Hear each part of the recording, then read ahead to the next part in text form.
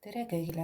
Minu nimi on Siivi Paabil ja koos Sven Naaritsaga võtame täna ette põneva teekonna, et võrrelda kahe tehnoloogiliselt arenenud riigi, Eesti ja Taiwani lähenemist informaatikaõppele. Uurime, kuidas need riigid valmistavad oma noori ette digitaalseks tulevikuks. Miks just Taiwan? Sest sarnaselt Eestile on ka Taiwan tuntud oma tehnoloogilise võimekuse poolest. Kui Eesti on e-riik ja idufirmade lipulaev, siis Taiwan on maailma juhtiv pooljuhtide tootja. Mõlemad riigid mõistavad, et tuleviku edu võti on haritud ja kohanemisvõimeline tööjõud. Seetõttu on nende haridusstrateegiate võrdlemine eriti huvitav. Et mõista Taiwani konteksti, võtame korraks kaardi. Taiwan on saareriik Aasias, meist umbes 8000 kilomeetri kaugusel. Hoolimata väikesest pindalast elab seal üle 23 miljoni inimese. Oluline on märkida, et neil on 12-aastane koolikohustus ja haridusstrateegiaid juhitakse tsentraalselt, mis võimaldab riiklikke reforme kiiresti ellu viia. Kuigi nii Eesti kui ka Taiwan pürgivad sama eesmärgi poole kasvatada digitaalselt pädev põlvkond, on nende strateegiad põhimõtteliselt erinevad. Need peegeldavad kummagi riigi unikaalset haridusfilosoofiat ja majanduslikke sihte. Meie analüüs keskendub 3 küsimusele. Miks õpetatakse, mida õpetatakse ja kuidas õpetatakse. Alustame Eestist. Meie mudelil on 2 peamist tasandit. Esimene on digipädevus, mis on kohustuslik ja aineülene üldpädevus. Selle eesmärk on tagada, et iga kodanik saaks e-riigis hakkama. Teine tasand on informaatika kui valikaine, mis pakub süvendatud teadmisi tulevastele IKT spetsialistidele. Siin näeme Eesti informaatika ainekava mudelit, mida tuntakse digitaru nime all.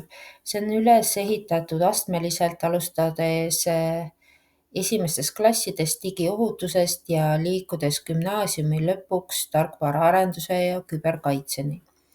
Oluline on märkida, et gümnaasiumi astmes on fookuses praktilised projektid, näiteks digilahenduse arendamine meeskonnatööna.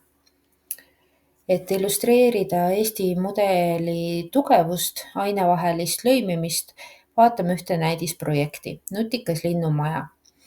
Projekt ühendab loodusõpetuse, töö- ja tehnoloogiaõpetuse ning informaatika. Õpilased uurivad linde, ehitavad pesakasti ja lisavad sellele mikrokontrolleri ning kaamera, mis teeb pildi, kui lind majja siseneb. See on suurepärane näide, kuidas tehnoloogiat saab rakendada reaalsete probleemide lahendamiseks.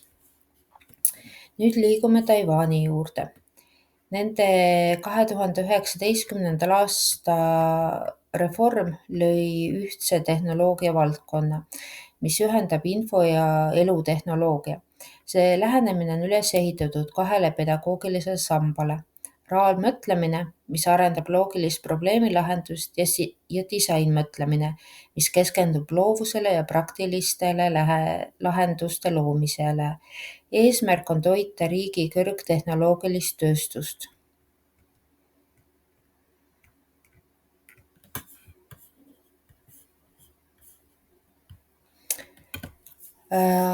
Siin näeme Taiwani mudeli tuuma, arvutusliku ehk reaalmõtlemise 6 alustala.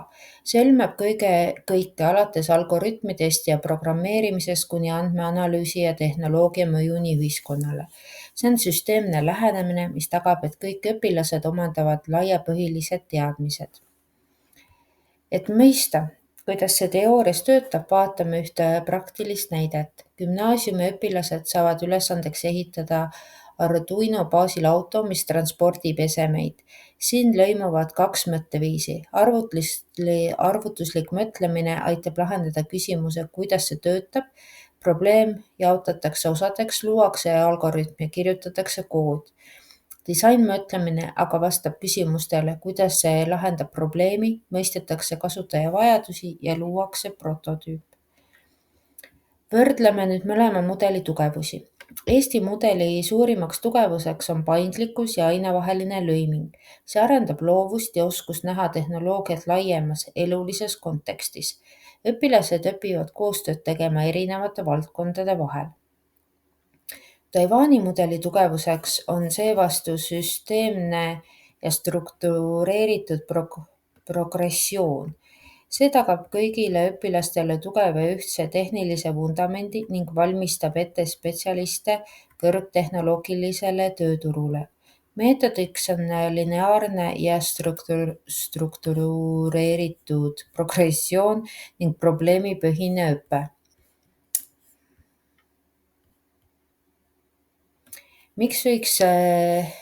Mida võiks Eesti Taiwanilt õppida? Esiteks struktureeritud alusõpet põhikoolis. Kohustuslikud tehnoloogiamoodulid tagaksid kõigile õpilastele ühtlase baastaseme arvutuslikus mõtlemises. Teiseks, 2 samba IT ja disaini. Selgem eristamine looks selgemad õpiteed, mida arendavad paralleelselt nii digitaalseid kui ka füüsilisi oskusi.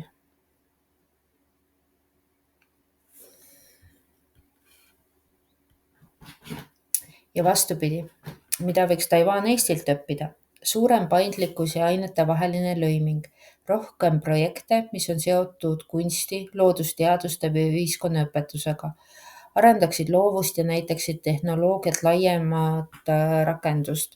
Samuti võiks anda koolidele ja õpetajatele rohkem vabadust kohandada õppe sisu vastavalt kohalikele vajadustele.